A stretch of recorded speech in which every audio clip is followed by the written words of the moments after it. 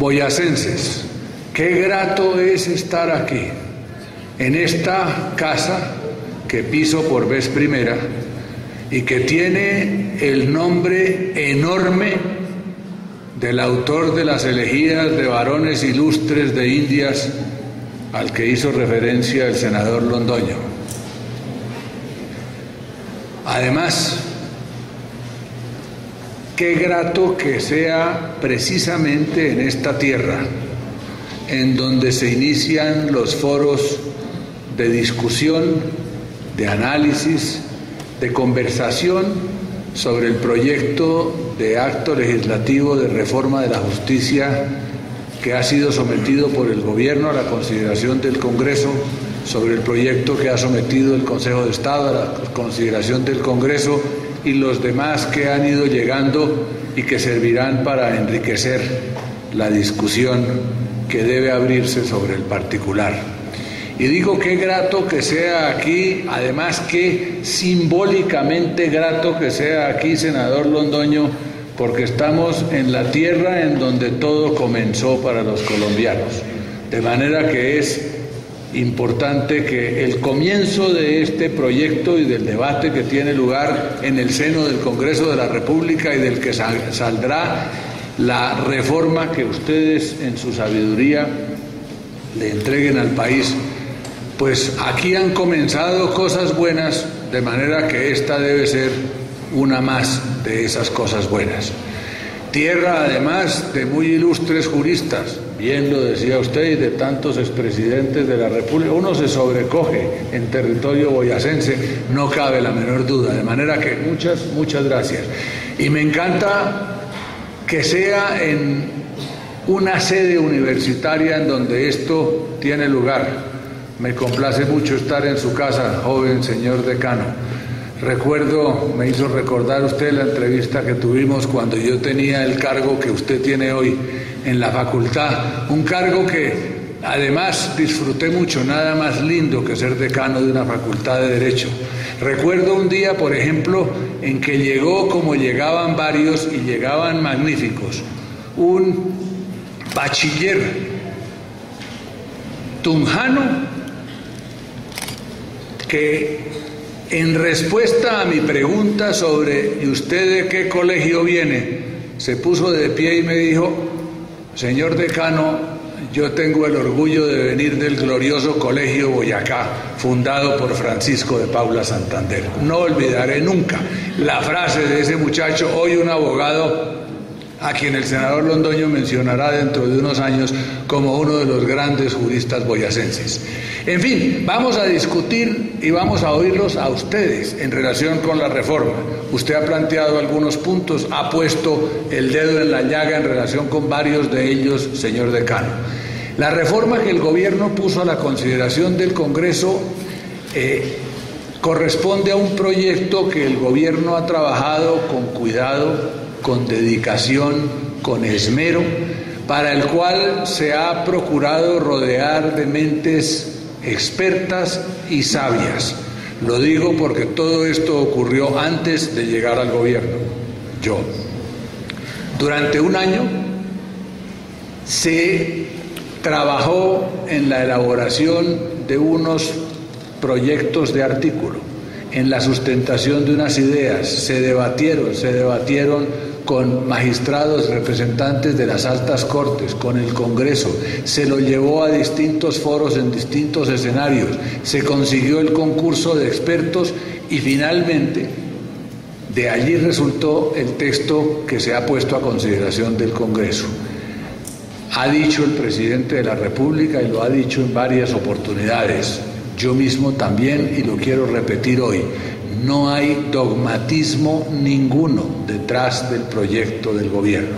Es el proyecto que pensamos que necesita el país, que creemos de corazón que necesita el país. Pero, por supuesto, es perfectamente posible que del proceso que se inicia, del proceso en el que ustedes forman parte, vaya a resultar que ese proyecto se enriquezca y se mejore con propuestas que sean un tanto más acertadas o un mucho más acertadas, que se eliminen algunas de las que están planteadas por nosotros. Estamos abiertos al diálogo. Estamos abiertos al diálogo. Estamos convencidos de que es de esa discusión, con franqueza, con dedicación, con sentido de patria, con amor por la justicia, de donde va a salir el proyecto que se necesita. La justicia del país necesita una serie de cirugías de mucho fondo. No cabe la menor duda, lo saben ustedes tanto como yo. El retraso de expedientes que hay acumulados en los despachos judiciales es monumental y no hemos podido encontrar la forma de resolverlo. Ayer que instalé en Bogotá un foro de procesalistas del Instituto Colombiano de Derecho Procesal, que es un instituto muy taquillero porque normalmente asisten más de 1000 personas. Para la preparación de mi intervención estuve buscando intervenciones anteriores y encontré una de mi antecesor, que en paz descanse, uno de los grandes ministros de Justicia, el doctor Enrique Lou Murtra. Y me impresionó cómo en su discurso del año de 1987 hacía un diagnóstico de la justicia que yo hubiera podido citar entre comillas y hacer mío con fecha de ayer, y habría correspondido exactamente a la descripción de una misma realidad, agregándole unos ceros a las cifras que a él lo impresionaban en 1987. Congestión de la justicia, escasez de acceso a la justicia, dificultades, entrabamientos,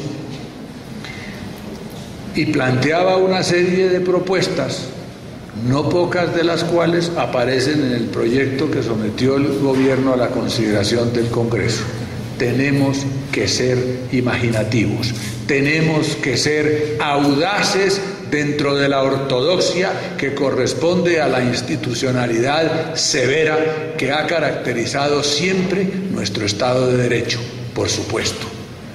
Necesitamos ayudar a la descongestión de los despachos judiciales. No podemos simplemente, porque esa fórmula se ha intentado muchas veces sin el éxito que de ella se esperaba, multiplicar el número de los jueces que deben dedicarse a la tarea de administrar justicia, aun cuando por supuesto hay que aumentarlo, pero es lo cierto que el país no dispone de los recursos necesarios y no tenemos el tiempo necesario para hacer eso, y que dentro de unos pocos meses o años veamos una situación completamente distinta. Por eso en el proyecto del gobierno se ha planteado, siguiendo y desarrollando un planteamiento que quedó incorporado en la Constitución de 1991, porque esto no nos lo estamos inventando, la posibilidad de que, y el adverbio que voy a pronunciar a continuación lo pronuncio subrayado, aun cuando la Constitución no lo subraya, excepcionalmente y con ese criterio pueda acudirse al concurso de centros de arbitraje, de notarios, de funcionarios administrativos, de los funcionarios de los juzgados y en ciertos casos también de nuestros colegas los abogados, para que ayudemos en la tarea de desatrasar el gigantesco retraso que presenta la Administración de Justicia. Esto ha sido criticado sobre la base de decir, quieren privatizar la justicia. Por supuesto que no, a nadie se le ocurre tamaña necedad.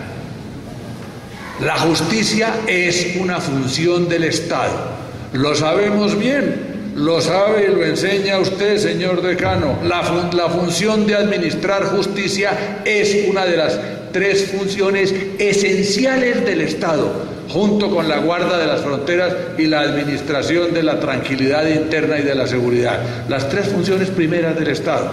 De manera que no puede privatizarse esa justicia, como tampoco podrá privatizarse la guarda de las fronteras, a nadie se le ocurriría.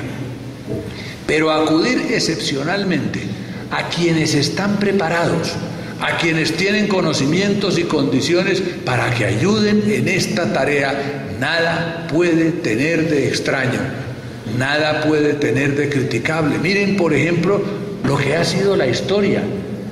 En los últimos años, en Colombia, se entregó al manejo de los notarios una responsabilidad que tradicionalmente fue típicamente jurisdiccional, la del manejo de los procesos de sucesión cuando no hay una controversia. Y vean ustedes lo que son los procesos de sucesión hoy en comparación con lo que eran los procesos de sucesión hace algunas décadas. Los procesos de sucesión en la República de Colombia duraban 10, 20, 30 y 40 años, de lo cual damos fe los abogados que tenemos ya un recorrido largo. Usted no tanto, señor decano, pero yo sí doy fe de que había procesos de sucesión que duraban infinitamente. Procesos de sucesión en donde no solamente se partía de la base de la defunción del causante, sino que a lo largo del proceso iban muriendo no pocos de los causavientes. Y lo propio con varios de los procesos a través de los cuales se resuelven los asuntos matrimoniales, los divorcios, las separaciones de cuerpos, las separaciones de bienes, las distintas formas de peritonitis conyugal hoy día se resuelven en despachos notariales y a nadie impresiona. Hago un paréntesis para hacer un agregado a su lista, senador Londoño, a su lista de ilustres juristas boyacenses. Aquí hay uno con nosotros, el doctor Heraclio Fernández Sandoval, a quien saludo respetuosamente, a quien aprecio enormemente. Lo conozco de vieja data y Boyacá lo conoce también y la juridicidad lo conoce mucho. En fin, sigo. Eso en relación con este asunto. ¿Por qué no extender esa posibilidad? En el caso de los funcionarios, de algunos funcionarios judiciales, ¿por qué será que necesariamente es el juez y solo el juez el que puede practicar determinadas diligencias que le quitan buena parte de su tiempo? Las diligencias de entrega, las diligencias de embargo y secuestro, etcétera, etcétera. ¿Por qué no puede eventualmente pensarse en que las delegue en un funcionario de su despacho? ¿Qué de malo habría en eso? Otras instituciones que tampoco son nuevas.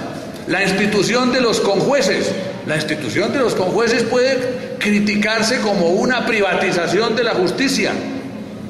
¿Por qué no extender la figura de los conjueces, para poner apenas un ejemplo, cualquier ejemplo, de modo que en los juzgados haya conjueces, alguien que le ayuda al juez en la tarea de administrar justicia, que se hace cargo de algunos expedientes y de algunos procesos excepcionalmente? ¿Por qué no? En el caso de los centros de arbitraje y conciliación, también podría decirse que la institución del arbitraje es una privatización de la administración de justicia, de la función jurisdiccional. Pues sí, en cierta forma lo es. Son unos particulares a quienes las propias partes, generalmente, hay otras formas de designación, les entregan, les encomiendan la tarea de resolverles una diferencia que ellos no han podido resolver directamente. ¿Qué de malo hay en el arbitraje? De manera que esa es una de las propuestas.